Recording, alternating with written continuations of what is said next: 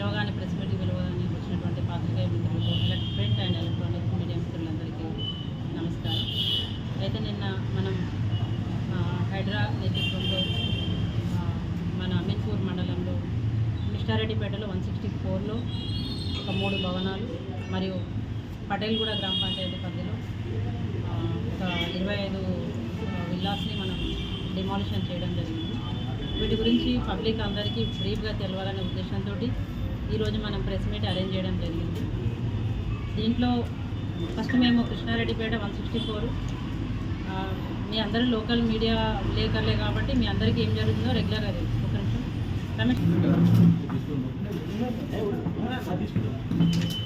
Print electronic media ద్వారా మేము పబ్లిక్కి చెప్పేది ఏంటంటే, నిన్న మనం హైడ్రా నేతృత్వంలో డిమాలిషన్ చేసినటువంటి 164 కానీ, తర్వాత పటేల్గూడలో 12 సర్వే నెంబర్ గవర్నమెంట్ సర్వే నెంబర్లో డిమాలిషన్ చేసిన బిల్డింగ్స్ అన్నీ కూడా మనం ప్రాపర్గా నోటీసులు ఇచ్చి, తర్వాత గవర్నమెంట్ ల్యాండ్ అని వివిధ పత్రికలలో ప్రచురితమయ్యి, తర్వాత సర్వే చేయించి పై అధికారుల అనుమతి తీసుకొని దాని మీద అనుమతులు ఏముంటుంది వాటికి క్యాన్సిల్ చేయించి తర్వాత వాళ్ళకి సమయం ఇచ్చి చేయడం జరిగింది.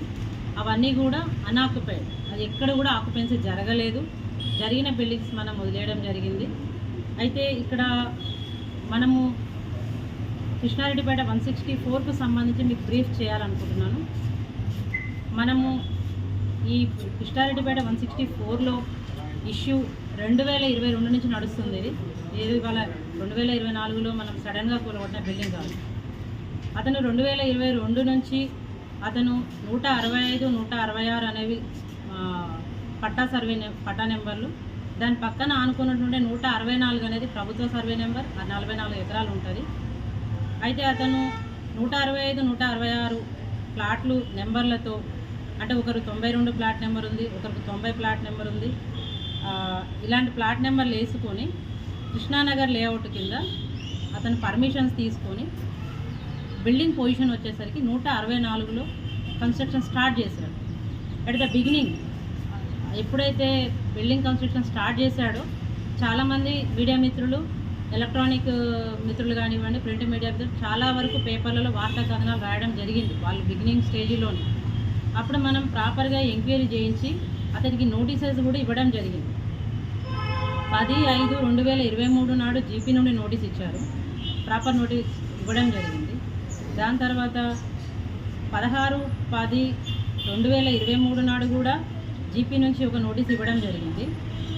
తర్వాత 28/10/2023 నుంచి కూడా వాళ్ళకు డిపిఓ గారు రిపోర్ట్ తీసుకొని మళ్ళీ నోటీస్ ఇవ్వడం జరిగింది.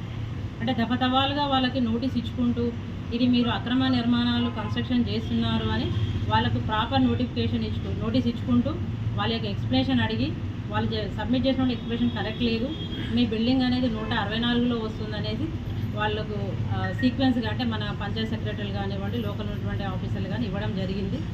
దాని తర్వాత మేము 23/24 4వ నెల 2వ తారీఖు 2024 1905 ల్యాండ్ ఎంక్రోచ్మెంట్ యాక్ట్ కింద సెక్షన్ 7 కింద అతనికి నోటీస్ ఇవ్వడం జరిగింది. దాంట్లో ముఖ్యంగా రఫీ, మధుసూదన్, కళ్యాణ్ అనే అతను వాళ్ళు అక్కడ బిల్డింగ్ కన్స్ట్రక్షన్ చేస్తున్నట్టు మాకు లోకల్ ఎంక్వైరీలో తెలవడం, తర్వాత పంచాయత్ సెక్రటరీ ఇచ్చిన నోటీసుల ప్రకారం ఉన్నట్టు తెలవడంతో మేము ఆ రోజు అతనికి నోటీస్ ఇవ్వడం జరిగింది.